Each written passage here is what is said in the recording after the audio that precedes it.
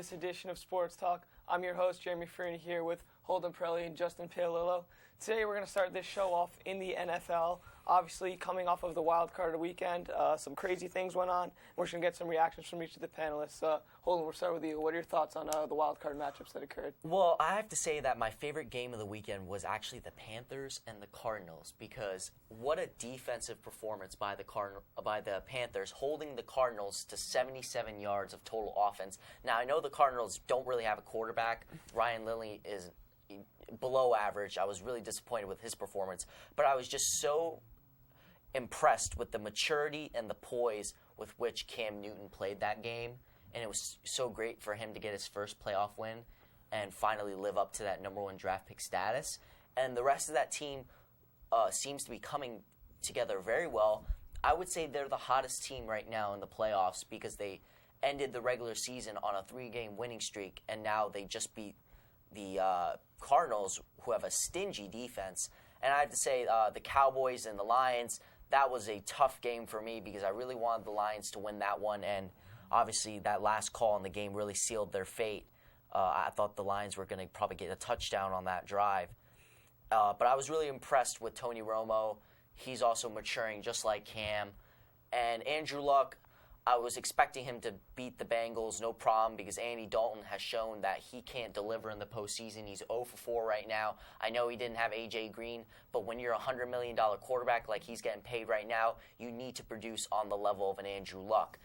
And for the last playoff game, I mean, I was relatively impressed by the Ravens' effort to beat the Steelers. I thought the Steelers were going to win that game because they were at home, but the Ravens and Joe Flacco, who I think is probably the most clutch postseason quarterback I've seen in a long time, that dude knows when to perform on the biggest stage. Personally, I just want to mention how it's so unfortunate for Andy Dalton. I mean, Holden did mention he hasn't really showed up in the previous seasons, but I don't think you can blame him this season. I mean, his top two receivers were out. I mean, A.J. Green and then, what was their tight end? Jermaine Gresham. Jermaine Gresham was out. They had the most touchdowns for the team. So, I mean, that's a pretty big loss, trying to go into a playoff game against a good Colts team who can put up points, and your top two guys aren't there. Not to mention Mohamed Sanu. He's not used to being the number one guy, and he had to step in right off the bat and just be the number one guy in a playoff game. So you can't really blame that team. I mean, the defense did hold their own. And honestly, I mean, who knows? Maybe. And the Bengals still, it wasn't even like a blowout or anything. So I was actually impressed with Andy Dalton because I think he had a relatively good game considering what he had around him. And they almost did win that game. And honestly, I think if he did have his weapons back, I think they would have won that game no problem. But as far as the other games go, for the Dallas Cowboys, I was impressed with them. However, I wasn't too impressed with the running game. I mean, DeMarco Murray was an MVP candidate all year, and you can't expect him to be running, 200 yards every week. But I think, what did he have, 102 yards running? So it wasn't a horrible game, but I think if they're going to go much farther in the playoffs, they need a much better game out of him weekly. And like Holden did mention with that pass interference, some call it a blown call. I mean, that change. I personally believe I was watching that game. It changed momentum just dead right there. I felt like that was the Lions game from the gate, and once that call was made or non-call was made, I think that just killed it. The Lions just fell back, and ultimately the Cowboys took advantage, and that's why they got the win. I wasn't too impressed with the Panthers. I don't think they're that good. They did play a team with a third-string quarterback, and they didn't even blow them out. They didn't beat them by a lot. Cardinals honestly could have won that game if maybe Fitzgerald catches 2 of those interceptions instead of if Carson Palmer's playing. I think that's a win for the Cardinals, no doubt. So I wasn't too impressed with them, and I knew the Ravens were going to win this game. I mean, they know what they're doing in the playoffs. Holden mentioned Joe Flacco was clutch in the playoffs, and I don't know where Ben Roethlisberger was. I mean, he should be that big guy. I guess he's like we debated on this show. Is he better than Luck? We're not sure, but tough for the Steelers. I mean. It was just, I think injuries actually. Le'Veon Bell.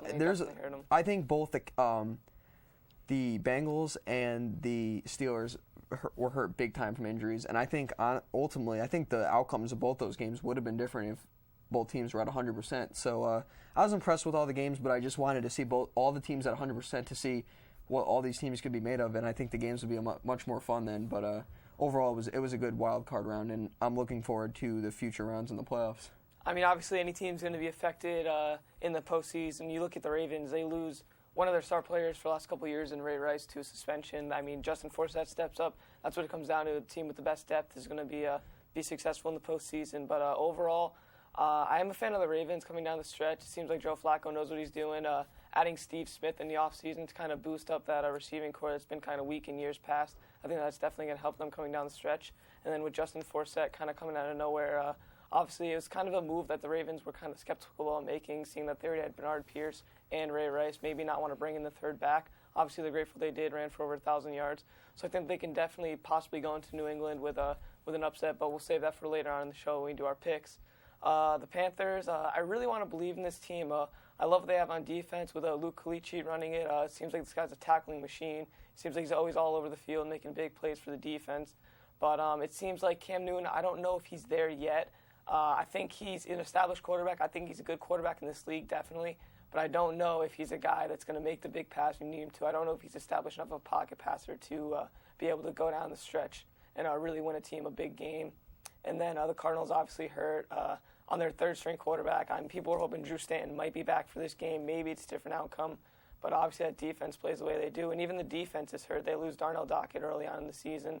And that secondary is a serious team. So I'm skeptical of the Panthers looking forward. I want to see them be successful, but Cam Newton and his inconsistency when it comes to passing the ball kind of worries me.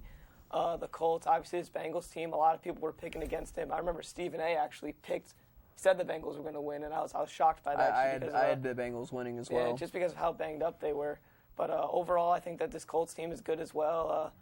I think that Andrew Luck is able to step up. We'll see how he does in the next round. It seems like he always gets a step closer. His first year in, gets to the postseason, doesn't win the wild card game. The next year he gets there, wins the wild card game, but loses the next round. Maybe this is where he takes another step, gets to that conference championship game, and possibly the Super Bowl. But overall, I think a lot of these games were really good. The Cowboys and Lions games. I mean, the Lions, no excuse for losing the game. You go up 14-0. You shouldn't be letting a team come from behind like that and be able to take control of the game like that. But there definitely should not. The flag should not have been picked up there. You got to make a call there. I mean, it was clear that after the play, the Cowboys defender, got up, was shaking his head. He knew what he did was a pass interference. And if you pick up the flag for that case, it's not the right call. But overall, Wild Card Weekend was definitely fun to watch, but I'm really looking forward to these next matchups coming up. Obviously, you have the Seahawks and Panthers, the Packers and Cowboys, the Broncos and Colts, and Patriots and Ravens. Justin, we'll start with you. What are your picks for the upcoming week? So for the, I'll start off with Panthers Seahawks. Talk about the defending champions. As I mentioned earlier, I don't think the Panthers. Not that they don't deserve to be in here, but I don't think they're as good as a team as they looked, say, against the Cardinals, just because of how bad that team was without their quarterback. But I think they'll put up a decent fight just because they do have some young talent there. But overall, I think the Seahawks will be too overpowering for them, especially at home, and with the Seahawks being at home. And I just think there'll be too much for the Panthers. I would see this game being possibly around the score about 30-10. I think maybe in the first quarter it'd be close, but once you get into the second quarter so after you got halftime, Seattle in game one. I got Seattle winning. And then Packers and Cowboys. Packers Cowboys. I'm gonna go with the Packers here. They're at home. I believe in home field advantage, especially in the playoffs. It's cold up there. I don't know how they'll play, especially with Murray, who is he's a fumbling threat every time he touches the ball. So I'm gonna go with the Packers here, and yeah, I mean the Cowboys are a good team, but it's gonna be tough to beat possible MVP Aaron Rodgers. So and then in the Ravens Patriots game, I'm gonna go with the Ravens getting the upset here. I think it's their year. I mean, they've gone up there in the past and have lost, and I think they want to get some revenge on that team, and I think they'll do it. I mean, you mentioned Steve Smith going there. I think that's what they needed, a veteran wide receiver. After they lost Anquan Bolden, they come in and lead that team on the offensive end with Joe Flacco, and I think the Ravens will go up there and take a win. And then for the last game, Broncos Colts. I'm gonna go with the Broncos here. I just think. I just don't think the Colts have enough, especially after that performance against the Bengals where they won, but I don't think it was as dominating as it should have been. And I just think Peyton Manning's going to take advantage of that, and I think the Broncos will come out victorious here. But I think all four games are going to be good games and fun to watch. Yeah, for the first matchup, the Seahawks and the Panthers, I'm going to go with the Seahawks. As much as I love the Panthers right now and the hot streak they have shown over the last 4 weeks, the Seahawks have had a week to prepare, a week to rest, a week to get healthy, and they're playing at home. And no one beats Seattle at home, especially in the playoffs. That crowd is going to be fired up. That place is already hard enough to play in during the regular season. Imagine it in the playoffs. I'm going to go with the Seattle Seahawks for that game. For the Colts and the Broncos, I'm going to go with the Broncos because the Broncos also have had a week to prepare with the veterans on their squad like DeMarcus Ware and Peyton Manning. They've had a week to get healthy. Peyton Manning looked a little beat up the last few weeks of the regular season, but now he has a week off to get healthy. I think he's going to come out guns blazing and put up a huge amount of points on a Colts defense that has looked very shaky this season, especially against the run. And I think the Denver Broncos will take advantage of that with C.J. Anderson, who's played very well down the stretch. So I'm going to go with the Broncos there. And then for the Patriots and Ravens, I agree with you, Justin. I'm going to go with the Ravens because if we go back to those two AFC Championship games they played back-to-back, the Patriots and the Ravens, the Patriots won the first game, but if Billy Cundiff made that field goal or Lee Evans caught that touchdown pass, the Ravens could have won. And they played better. Joe Flacco outplayed Tom Brady in that game. And the second straight year, obviously, the Ravens won, and both games were in Foxborough. And the Patriots have looked really, really sluggish on offense. I think that the Baltimore pass rush is going to take care of and take advantage of a poor Patriots offensive line that has had troubles all season long. I'm going to go with the Ravens there. Joe Flacco outplaying Tom Brady again for the third straight matchup in the postseason. And for my final matchup, Dallas and Green Bay, this is a tough one for me because I really love Aaron Rodgers, and he's the key factor. He's had a strained calf, but if he's healthy and ready to go, I'm going to go with Green Bay. Otherwise, this game's going to come down to the line of scrimmage, and the Cowboys have 3 first-team All-Pros on that offensive line, and I think that's what wins the game for the Cowboys. So did you pick Dallas or Green Bay? I'm going to go with Dallas. Okay. For the Seahawks and Panthers, I love this Panthers team, as I mentioned. Cam Newton, he's in a car crash a couple weeks ago, and he's already back, ready to play. So you got to love the fire he plays with, the intensity. But I think it's hard to go against the Seahawks at home. I mean, that 12th man is alive and well always. So it's hard to go in there and beat him. I think the only team that's done it in the last couple years was Arizona when Carson Palmer threw 4 interceptions, and they were still able to win the game. So I'm going to go with Seattle there. And with the Packers versus Cowboys, the Cowboys were undefeated on the road, so it's hard to go against them. But I think the Packers with Eddie Lacy, Randall Cobb, Jordy Nelson, it seems like the weapons on that team are endless. Obviously, if Aaron Rodgers isn't healthy, maybe this pick changes over to Dallas. But I do think he's going to be ready to go, so I'm going to go with Green Bay here just because I feel like their defense is going to do enough, and then Aaron Rodgers is going to keep him in the game if he's 100%. Broncos versus Colts. I think I'm going to go with Indianapolis here. I really like what they've been able to do with what they've had. Moncrief has been playing really well, a rookie for them, and then obviously T.Y. Hilton's there. I think if the veterans Reggie Wayne and Hakeem Nicks on that team are able to step up, they can definitely run with this Denver offense, you can say.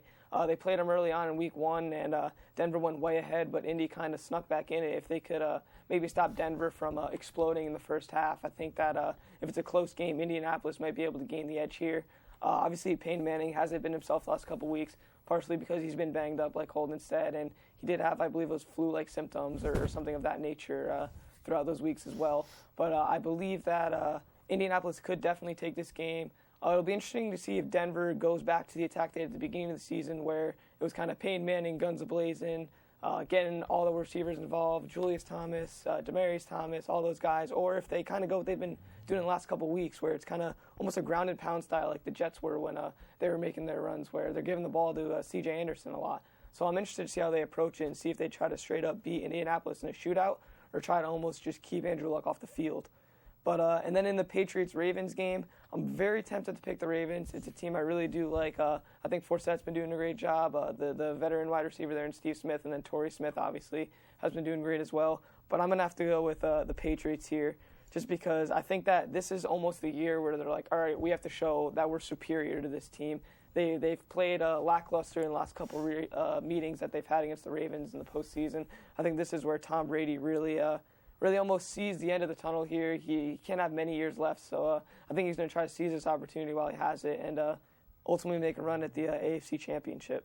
I think the most interesting matchup we have this week, that's probably the hardest to pick for all of us, is Dallas and Green Bay. Because Green Bay is 8-0 at home this season, but Dallas is 8-0 on the road. So what's going to happen? Well, what's going to give? It's Aaron Rodgers' health. I mean, But I mean, who knows with the Cowboys? Yeah. I mean, Tony Romo could turn into Tony Ono again.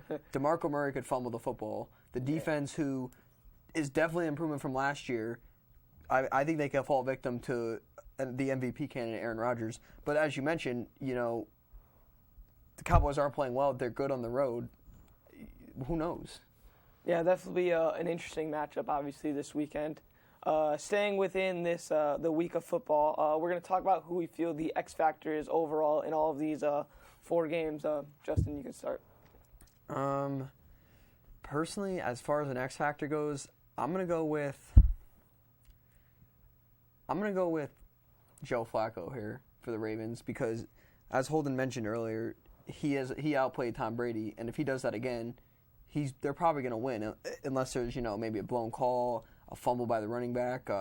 But if he's on the top of his game like he did back in the Super Bowl run, I think they're gonna go up there and win. But if he's playing lousy, I think they're going to get killed by the Patriots. So I think it all comes down to the play of Joe Flacco. And I feel like I said, if he does bad, they lose. If he does well, I think they're going to win. So, and if you're a Ravens fan, you definitely want to see Joe Flacco play well because I don't know if that defense can come up with a lot of points. And you need him.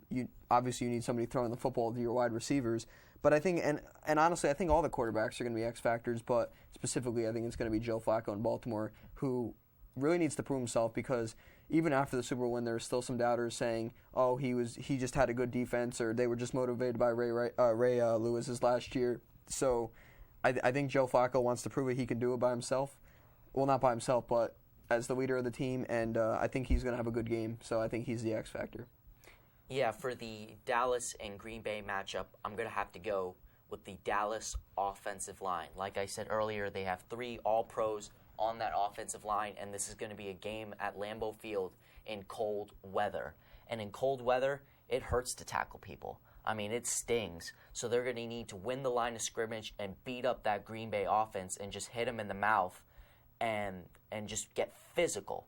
If they can get physical, they can win this game with the play-action passes, the run game, Des Bryant. I mean, they have a lot of weapons there. And for the Baltimore Patriots matchup, I agree with you, Justin. Joe Flacco is a key ingredient to their success because he is stellar in the postseason. It's almost funny because he's above average in the regular season, but he's an elite quarterback in the postseason.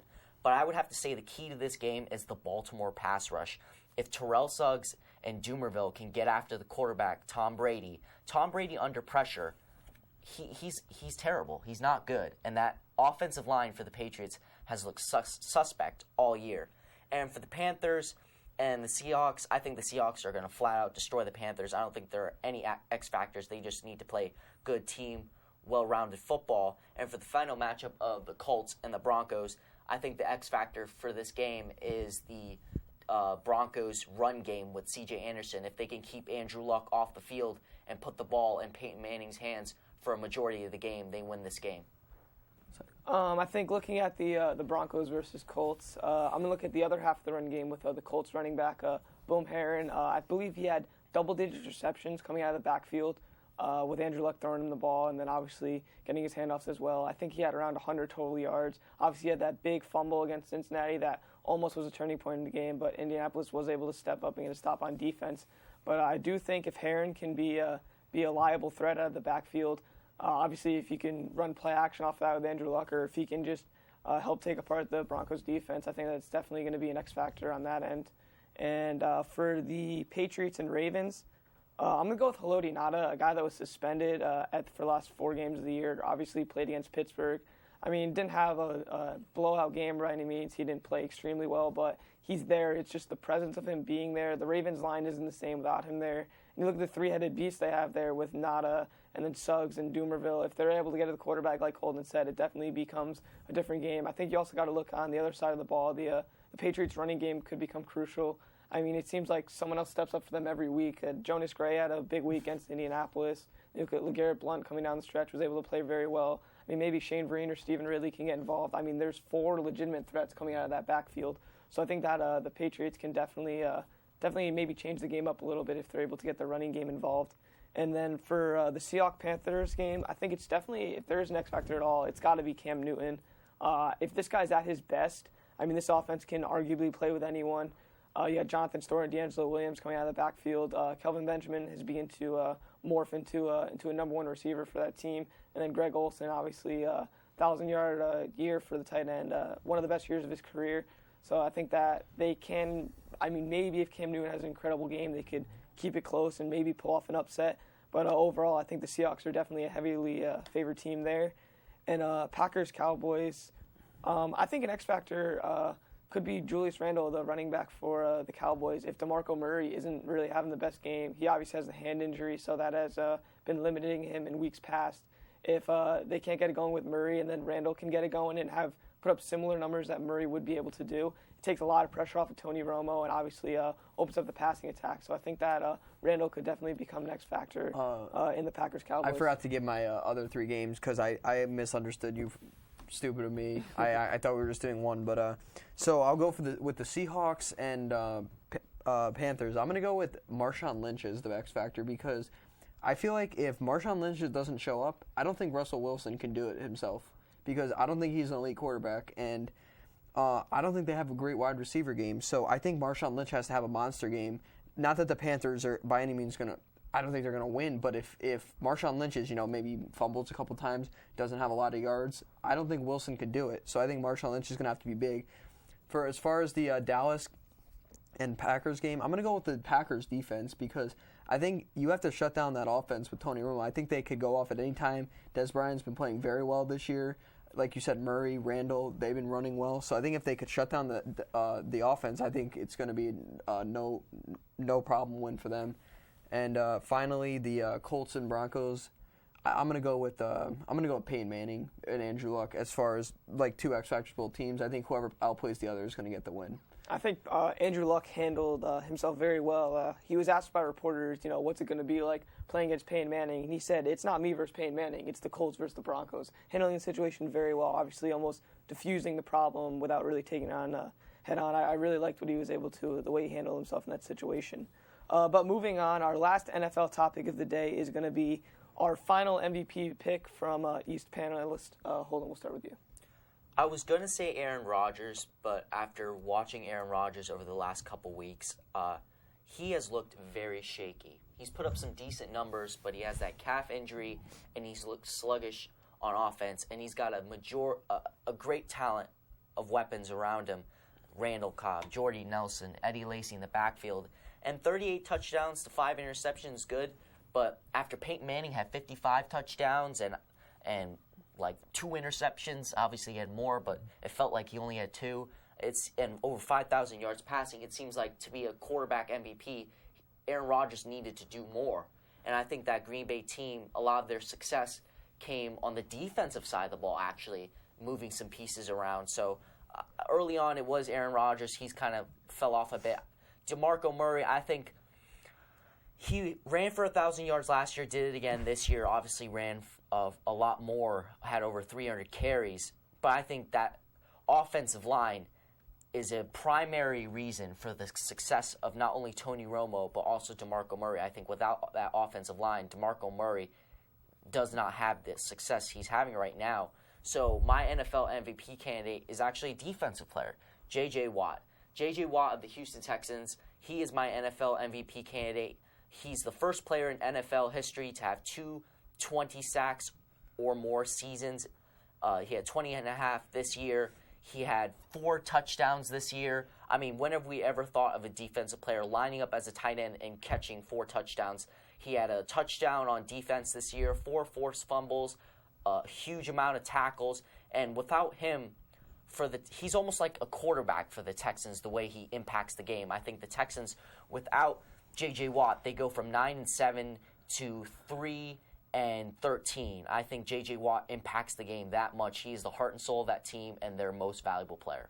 I give him the MVP. I got to go with Aaron Rodgers here. I mean, maybe he's looked shaky down the stretch, but I mean, results don't lie. I mean, they came second in the NFC for a reason, and he is the leader of that team, and he's some consider the best quarterback in the league, and he had a good year. I mean, personally, I did not see them getting second in the NFC. I didn't even think they were going to win that division. I thought they were going to have to sneak into a wild card spot, and they did wind up winning the division. Had a good enough record to get into the second and to get second. And personally, I think if they could beat Dallas this week, I could see them getting to the Super Bowl pretty easily because I think they'll beat the Seahawks because I'm going to pick the Seahawks to beat the Cardinals. So I think Aaron Rodgers had a great season, bringing his momentum into the playoffs. I think he's going to win at home against Dallas and then keep going. So I think you have to pick Aaron Rodgers here just because of the results of the season and the wins he produced for his team. I've been saying it since week 6. I love J.J. Watt. I love the idea of a defensive player finally getting the recognition that it seems like there's always a player that can get it from the defensive side of the ball. I can't really remember a defensive player winning an award like this since maybe Charles Woodson when he won the Heisman a couple years ago. I really like that J.J. Watt, how he's obviously been involved on offense as well, catching touchdowns, lining up as a tight end. Obviously, he's not there every possession there in the red zone, but he definitely makes his appearances. Defensively, it seems like you can't get around this guy. He's always there on the pass rush. He's always there stopping the run or whatever it is that he's doing, forcing fumbles, whatever it is. He's always there. It's hard to even avoid him, let alone neutralize him in any way. So I think that J.J. Watt definitely deserves to be the NFL MVP. Obviously, his team didn't get in the playoffs. They were right on the cusp of it. I believe if Baltimore lost, they would have been the next team in, the Houston Texans. So obviously, that's a hard pill to swallow for him. But I think this Texan team also is right on the cusp of being serious contenders. I think they're a quarterback away. If they can maybe get a guy like Brian Hoyer to come in potentially, maybe just a veteran to even lead that offense, someone similar to that. And then you got Clowney coming back. Yeah, obviously that defense is going to be serious for years to come. But if I was to pick a NFL MVP, I think I would definitely go with J.J. Watt at this point, just because of really. I'm not saying Aaron Rodgers is a lacking of an offensive counterpart, you could say, but not the type of years that you've seen in years past for NFL MVPs that were quarterbacks. Yeah, I definitely think J.J. Watt has a valid argument to be the NFL MVP because critics can't say, well, your team went 7-9 this year. You didn't have a winning record. I mean, to be MVP, you need to have a winning record for your team. The Texans went 9-7 this year. They almost made the playoffs. And also, a lot of people are arguing, I've been watching on SportsCenter, they said the only way a defensive player like J.J. Watt could win the MVP is if he broke the sack record. And he also had the numbers he already had in terms of the touchdowns and the forced fumbles and the tackles. But this guy lined up at tight end and caught 3 touchdowns. And not to mention, he was a first-team All-Pro at defensive end, and he was a second-team All-Pro at defensive tackle. I mean, when have we ever heard of a guy making 2 All-Pro teams in the same year? I think you have to give it to J.J. Watt. And another thing that doesn't show up in the stat sheet and really doesn't go towards MVP is his impact off the field. I mean, you see him on the sideline getting the team fired up. He's clearly the leader. He tells his team if they go up by a touchdown, this game's not over. This team's a good team. We got to continue to play. He's like Holden mentioned earlier. He's the quarterback of that team when they were lacking one. And even if they do get a guy like Hoyer or Sanchez, I still think that Watt he'll definitely be the leader, regardless of who their quarterback is. I think the quarterback will just be like another player, and Watt will be basically I think in their situation, the quarterback would just be what he is, a guy who throws the ball and the guy who gets a snap, but Watt's going to be 100% the captain of that team for years to come, and I think that's a little underrated, and it unfortunately doesn't go into MVP talk, but I think it should, but that's just another thing to throw in there. And lastly, our final topic. I'm sorry I did miss one earlier on. I forgot that we were going to talk about the head coaching vacancies. Obviously, teams that have moved on from head coaches, whether it be their coach heading to Michigan or them letting him go or maybe even him opting out. You have the 49ers, the Bears, the New York Jets, the Buffalo Bills, the Atlanta Falcons, and the Oakland Raiders. Out of these available teams, you could say, which do you feel would be the best? Justin, we'll start with you. For me, it's down between the Buffalo Bills and the 49ers. I think the 49ers and Bills are almost opposites for me. I think if you're going to the 49ers, you're getting a very good offense. But if you go to the Bills, you're getting a very good defense. So I think if this is Rex Ryan we're talking about, I think he goes to the Bills because he likes defense and the Bills have defense, but it could hurt the team because it could turn into Jets Part 2 where they have a great defense, but they can't put points on the board. So I would say it's down between those two, but ultimately I'm going to go with the 49ers at this point because, I mean, you can't argue with what they've done. I mean, a Super Bowl appearance, was it 3 straight NFC championship games? So you can't argue with that. The talent's there. I mean, honestly, this year I feel like if they didn't have the injuries they did, I think they'd be right back here again. So I think this team is legit. Everybody's going to get healthy over the offseason. You have a good quarterback already going with Colin Kaepernick, a good defense, and I think you have to go to San Francisco if you're the number 1 coach to go. So I think that's the best situation if you're a coach trying to get hired. Yeah, I definitely think if we're power ranking all of these and analyzing them and breaking them down, you have to say that the best quarterback is in Atlanta. Matt Ryan is a stud. He struggled in the postseason, but he has so much talent. And then he's got wide receivers like Roddy White and Julio Jones, but they don't have a defense. I mean, their defense is just god-awful.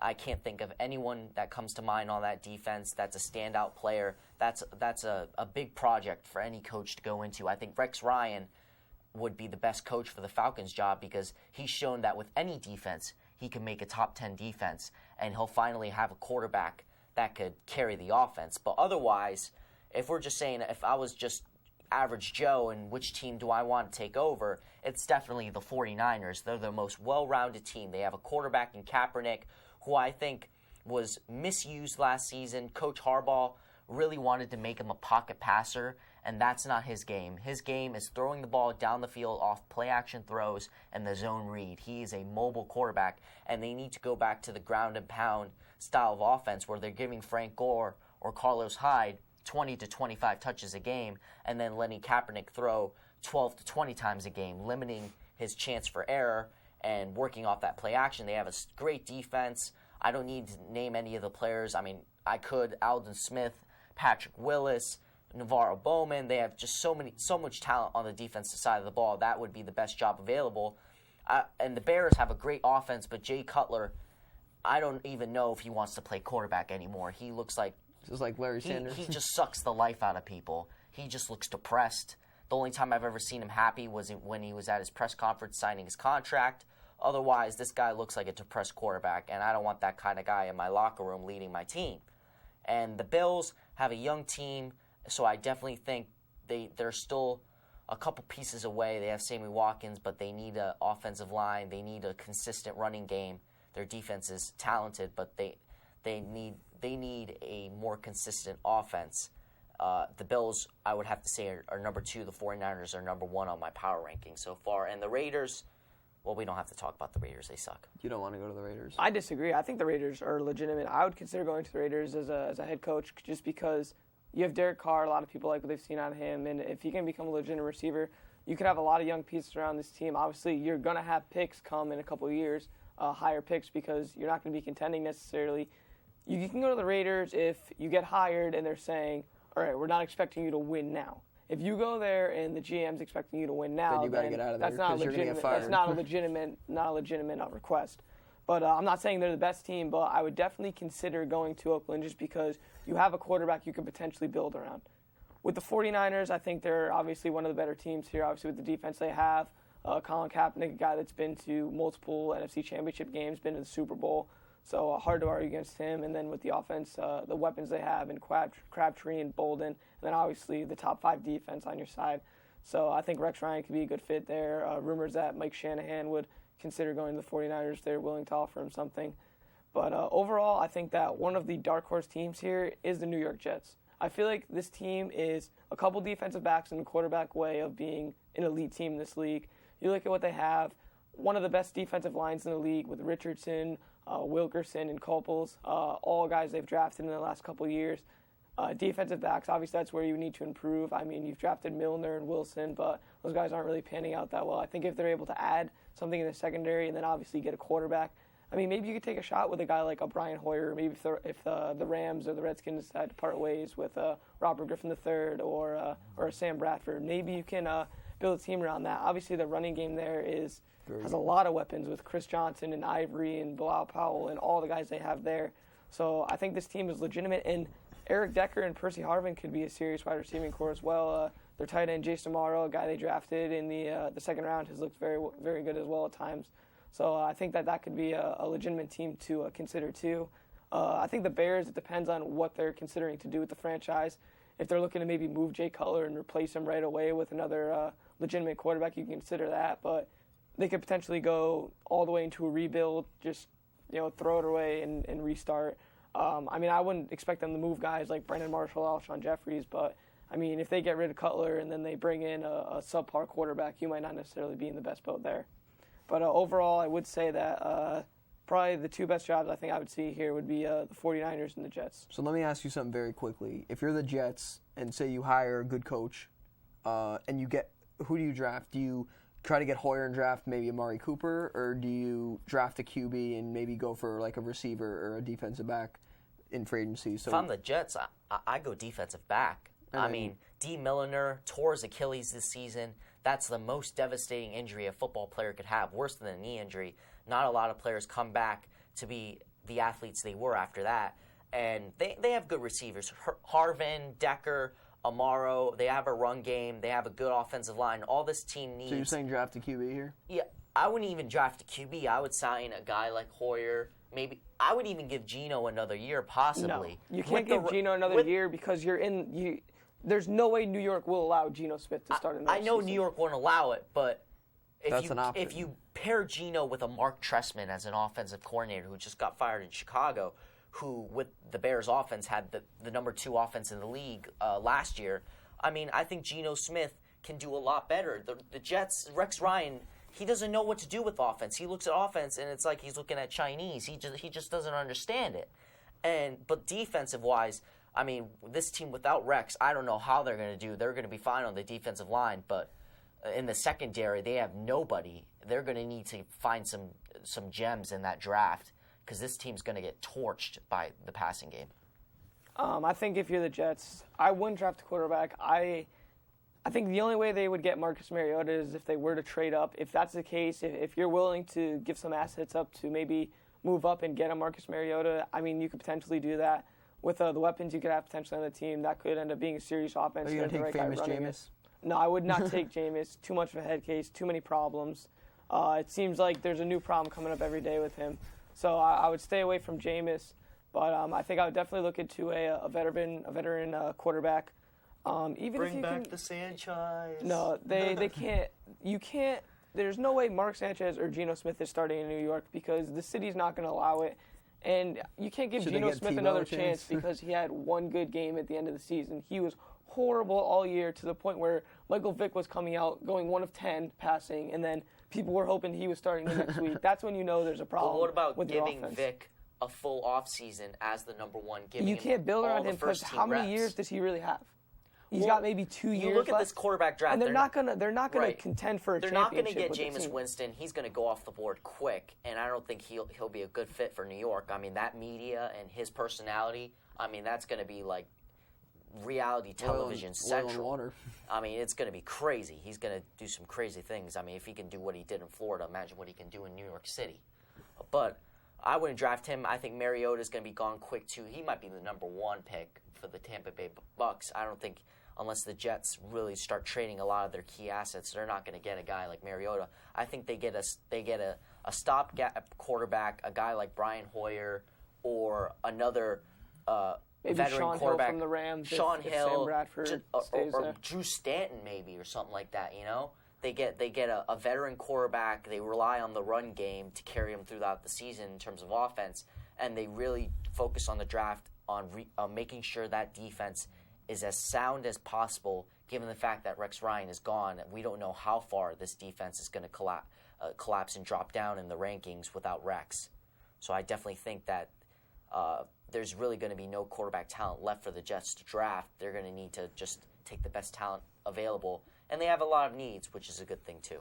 I really question what New York did in this offseason because it didn't seem like a lot of people really wanted Rex Ryan out. It seemed like a lot of the fan base was really okay with him where he was. Yeah. And with how good that defense was, it's hard to argue against it.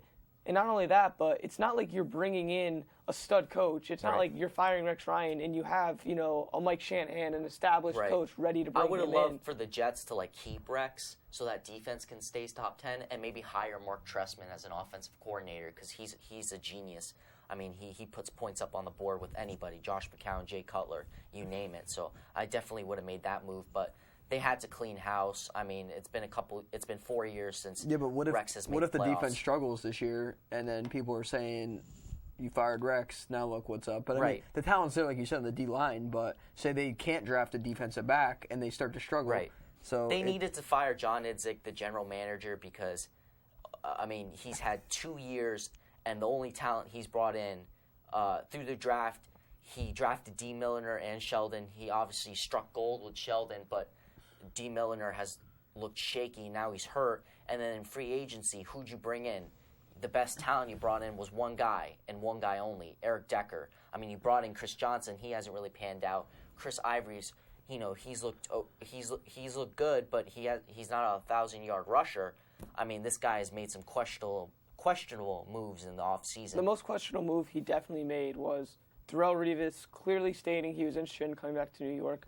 Clearly would have come back if he was given, I believe it was 14 nearly, million, something like that. What he was around that getting paid, ballpark. in Basically, Tampa. what New England was giving him, and not going after Darrelle Revis, and then having all the problems you're having in the secondary now, obviously was the biggest problem. I don't see a problem with them getting rid of Idzik. That's a fine move. If he's not bringing in talent, then he's not bringing in talent. But I do see a problem with them letting go of Rex Ryan, and Right. it doesn't seem like they have that immediate fix that's going to come in and That's fix the gonna franchise. And they needed to immediately. fire Idzik, and if you fire general manager, I mean, you can't go through 2 general managers and have the same coach. It just doesn't work like that in the league. And hopefully Rex finds another coaching job, and I think he'll have better success elsewhere. Moving on, we're going to swap leagues over here and head over to the NBA. Obviously, since our last show, there have been tons of moves. Rondo obviously leaves Boston through a trade and heads to Dallas. Josh Smith gets dropped by the Pistons and then ends up in Houston.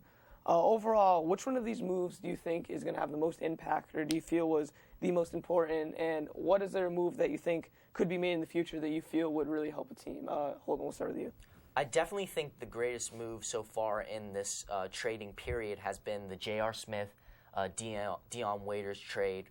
The Cleveland Cavaliers have looked atrocious on defense this season, and they got a really good athlete and perimeter defender in Amon Shumpert. He's going to go in there and just D up people. that's a pretty good 2-3 defense with him and LeBron. Yeah, he's going to be the perimeter defender, the number one defender alongside LeBron, and that's all they're bringing him in for, and that's all they need him for. And then they'll have J.R. Smith come off the bench. If he can get his head straight, he can give you a solid 15 points in about 29 minutes to 25 minutes a game. I like the trade for J.R. and Amon, and I like the fact of Dion going to OKC because I've called Dion all his career a poor man's James Harden.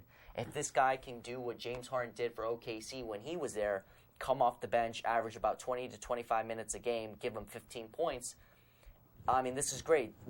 The Oklahoma City Thunder needed a third scorer because they were struggling with Russell Westbrook and Kevin Durant because defenses would just focus on them, and then Serge Ibaka can't really score. Kendrick Perkins can't score. They don't have any other scorers, so having Dion come off the bench and he's going to really flourish in that offense because in Cleveland they wanted him to be a spot-up shooter, but his game is driving to the rim and being sort of an isolation one-on-one type of player, and that's what they do down in OKC. I really like that move for Dion's career, and I think it will pay off for OKC in the future. I don't think there's any question here. It's the Rondo trade. Rondo needed to get out of Boston. I mean, he's respected there. He's a great player in Boston. Didn't want him to leave, but it was his time. He goes to a team in Dallas who arguably they were a title contender before he got there. And then you get one of the biggest upgrades at point guards I've ever seen. I mean, their point guards combined were averaging like 6 points, 4 assists, and 2 rebounds. And you bring a guy in Rondo who's averaging 9 points, 11 assists, and 7 rebounds. And so one guy is single-handedly outplaying 2 or 3 of your point guards you have now. So that's a huge upgrade. This guy makes everybody around him better. He doesn't have to score at all because of the team they got there. All he has to do is play defense, pass, and rebound, and that's what he can do. So I think that was outstanding move by the Mavericks, and I think the Celtics got better too, clearing cap space, moving in a new direction. I think they still need to get rid of Jared Wallace, but that'll come later. But I think the Celtics are moving in the correct direction, and I think the Mavericks, to be honest, they might be my top pick in the West to win. Even if the Spurs get healthy, I still think the Mavericks are better. I mean, you look what they did last year. They almost beat them in 7 games in the first round without Rondo and without Tyson Chandler, and now they have those, Chandler Parsons, and now you have those guys coming back in. I think you can only get better from there. So I think this team is good. They're on a 6-game win streak tonight, putting it up against the Pistons, who are also on a 6-game win streak. So that's a big deciding game tonight. So I think that was the best move of the offseason. Of this season so far. But also the Josh Smith drop by the Pistons. I mean, this team was clearly going way downhill. They were last place in the league behind the Sixers. The East behind the Sixers and the Knicks, who were atrocious this year. And the second you drop them, the team goes on a 6-game winning streak. And Andre Drummond, Monroe, and Jennings are playing out of their mind lately. I mean, Jennings, they go into San Antonio, the defending champions. I mean, they're not healthy, but they go in and steal a win on the road. Everybody's playing well. Good bench. I think Smith's a good player, but he did not fit in well there. He took too many shots. His field goal percentage was horrible. Good move by the Pistons to just go in another direction, build around Drummond and Kentavious Caldwell-Pope. So I think that was a great move. And then the Rockets picking him up, just another guy to help out Howard. That's a good defensive team now. So I think that worked out well for both teams. But overall, I'm going to go with Rajon Rondo going to the Mavericks as the best move. And I'll make this quick here.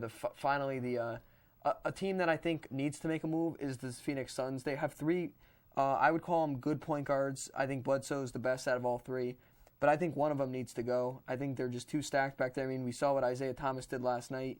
Do we have a call there? Yep. Yeah. Welcome to Sports Talk. Hey, I was just wondering, did you guys think that Timothy Mozgov would help the Cavaliers win the championship this year? Absolutely. Thanks for your call. Mozgov is actually one of the guys I was planning on bringing up. I think that was a good move for Cavaliers, obviously looking for some interior defense. And they gave up 2 first-round picks to get it, but it really doesn't seem like they're going to be monumental picks. I mean, probably late first-round picks, maybe like the 20th to like the 32nd pick, depending on where the team's obviously placed at the end of the season. I think that really helps them with their interior defense, so that's a good move. But other moves that I feel were good. Obviously, the Rondo move is hard to go against because you have arguably one of the best starting 5s in the league with Rondo, Ellis, Parsons, Dirk, and Tyson. I did worry a little bit because obviously Monte and Rondo both kind of work with the ball in their hands, but it seems like it's been working out so far, obviously on a 6-game win streak. So that's obviously been a good move so far for them. And another move, obviously the Knicks do trade away Iman Shumpert and J.R. Smith, but I do think it was a good move for them.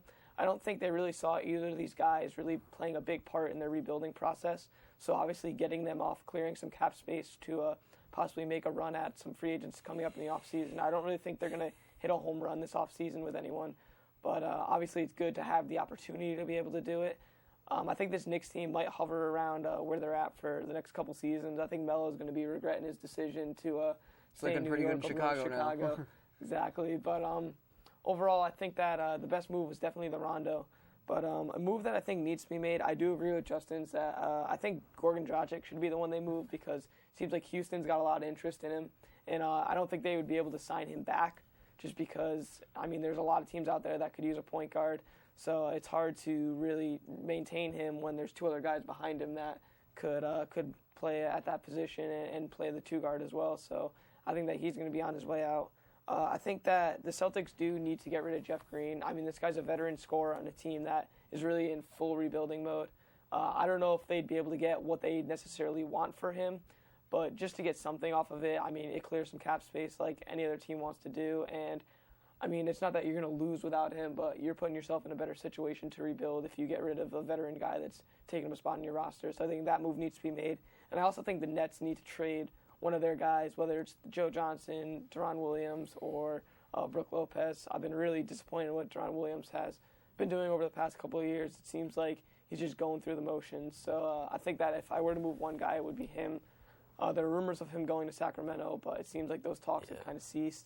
So overall, I think that that would definitely be a good move for Brooklyn to move really any of those three players. Yeah, I forgot to mention a move that I would like to see happen is definitely the Brooklyn Nets tearing it all down, blowing it up, and starting anew. I definitely think they need to move Darren Williams because he is $98 million worth of nothing. He has looked like a scrub this season. He looks out of shape. He looks hurt. I mean, he is the chubbiest looking point guard I've ever seen in my life, Jeremy. Even chubbier than Raymond Felton? This dude's averaging 17 and 6 and getting paid $98 million. I mean, he should be arrested for stealing money from the Brooklyn Nets. This guy needs to be run right out of town, and I definitely think they can get some valuable return for Darren Williams because I think Darren Williams in a better situation, maybe he gets a little more motivated to contribute. Joe Johnson, I would honestly keep him because this guy can score 18 to 20 in his sleep. He's a consistent scorer, and talented big men are hard to come by in the NBA. If I'm the Nets, I definitely want to keep Brook Lopez. So I keep Brook Lopez. Joe Johnson, I try to move KG, or he's going to retire this year, I think, after this season anyway. I would try to clear as much cap room as possible. Well, I'm not sure much people are going to want to be signing with the Nets. Right. I think my personal opinion is they should keep Brook Lopez and Joe Johnson and move as many assets as possible to clear enough cap space to attack free agency this summer. I think they can get some players on that team because you have Brook Lopez, Joe Johnson, and a coach in Lionel Hollins who made it to the Western Conference Finals with Memphis and had tremendous success with Memphis. And I think Lionel Hollins is an excellent coach. So I think this team with two sub players and a talented coach can bring in some free agents, but they're just so cap strapped right now with contracts from Darren Williams and KG. They need to just clear some room and aggressively attack this summer. Well, very quickly, going back to the phone question, I think Mozgov is a big upgrade.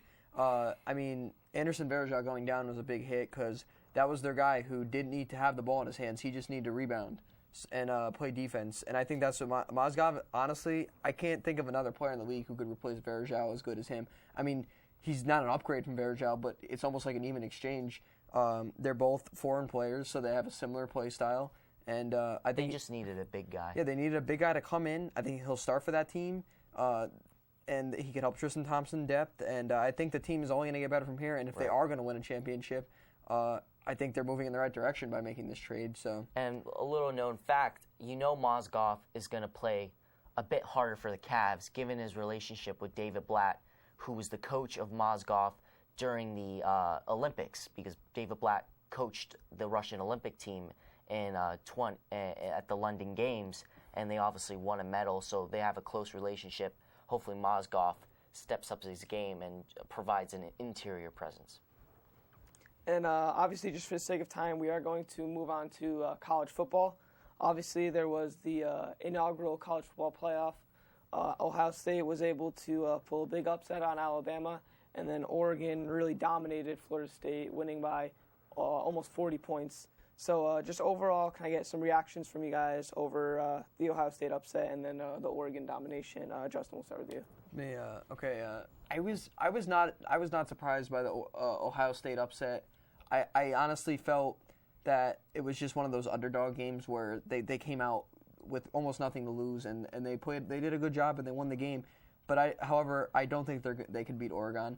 As far as Oregon goes, they deserve the win. They came out and they beat a Florida State team that some had at the beginning of the season just running through this college football playoffs and automatically winning. And Oregon said, "No, we're a good team. We got a great quarterback, just like you do." And I think Marcus Mariota is almost trying to show the NFL too. Like, don't forget about me. Jameis is a good player, but look at me. I mean, I'm leading this team quietly. This guy knows how to pick out defenses if the other team is looking down. Because they have the hurry up offense there. They just get it going. Like, he could see weaknesses in the defense. He's a very smart player, and sometimes gets a little underrated. So I just think Oregon does 100% deserve the win. They killed the Florida State team. And as far as Ohio State goes, I wouldn't say they deserve the win because personally I don't think they should have even got in. But good job nonetheless. I think Oregon's going to come out with the win, however, and I think honestly that'll improve Marcus Mariota's draft stock, and I think he'll go number 1 to the Tampa Bay Buccaneers. But overall, I think Oregon will take this win. But good job by all 4 teams. I think it was a good way to start off this first playoffs for college football. However, I do want to see it go to 8 games, but that's another topic for another day. Yeah, I was definitely surprised that Oregon won. I wasn't even surprised that they won. I was surprised how they won. Beating the defending national champions 59-20. I mean, Florida State, I was watching this game, they just flat out quit in the second half because they were too far down and they just gave up, especially in the fourth quarter when the Oregon Ducks just went off, scoring over 20 points in that quarter alone. So I definitely think that Oregon is going to go into this national championship game against an Ohio State team, and I had a feeling they would beat Alabama. They were just confident. I mean, when your third-string quarterback is calling himself 12-gauge because he thinks he has the strongest arm in college football, and he's your third-string quarterback thinking that, I mean, the confidence level for this team was high. I was not surprised that they beat Alabama. But I think in this national championship game, Oregon's going to win because Marcus Mariota, even though he won the Heisman, he has a chip on his shoulder because he's being compared to Jameis Winston as the lesser of the two quarterbacks. I think he's going to go off in this national title game and win the championship for Oregon.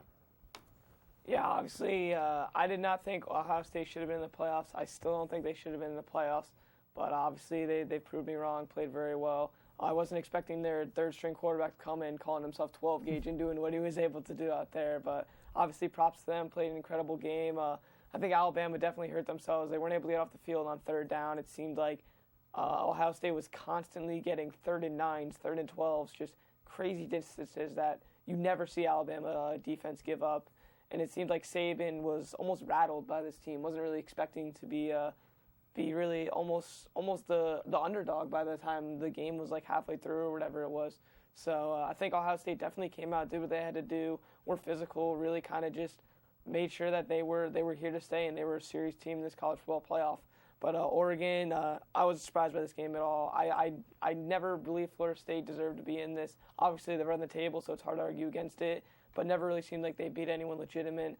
And, once they have to go up against a big team, they lose by 40. So I would personally take Mariota over Winston, but honestly, I wouldn't draft either of these guys coming out. I'm looking forward to this college football playoff, but I'm more intrigued to see who the starting quarterback at Ohio State's going to be next year. You look at it, you have 3 legitimate starters there, and Braxton Miller returning, J.T. Barrett, and then Cordell Jones here. It's crazy to think that all 3 of these guys are going to be playing for the same school next year. I'm going to be intrigued to see who they end up rotate picking. them in, right. But Braxton Miller could leave because he is a graduate player returning for his redshirt I don't think he's year. going to leave because it's not like he's a legitimate draft prospect right now. It's not like he's expected to go in the first round. So I think he's going to stay and expect to be the starter going in. So it'll be interesting to see what Urban Meyer decides to do. And you got to give this guy a lot of credit for what he's done.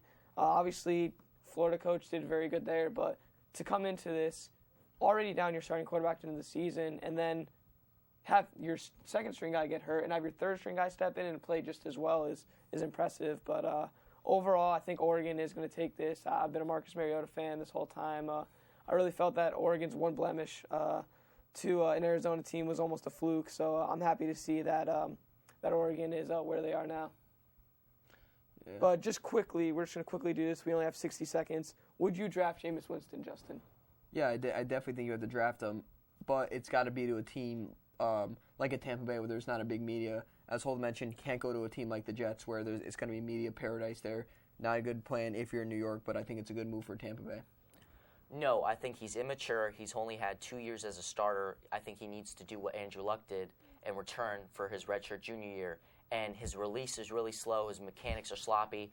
And I think he's going to get a lot of interceptions if he goes into the NFL and becomes a starter this season. He needs another year to practice his skills. I'm personally not drafting either of these quarterbacks. I'm waiting to pick up a veteran like a Brian Hoyer or maybe even give Mark Sanchez another shot. But that's all we have for this edition of Sports Talk. I'm Jeremy Farina. I'm Holden Pirelli. And I'm Justin Palillo. We'll see you guys next week. Thanks for watching.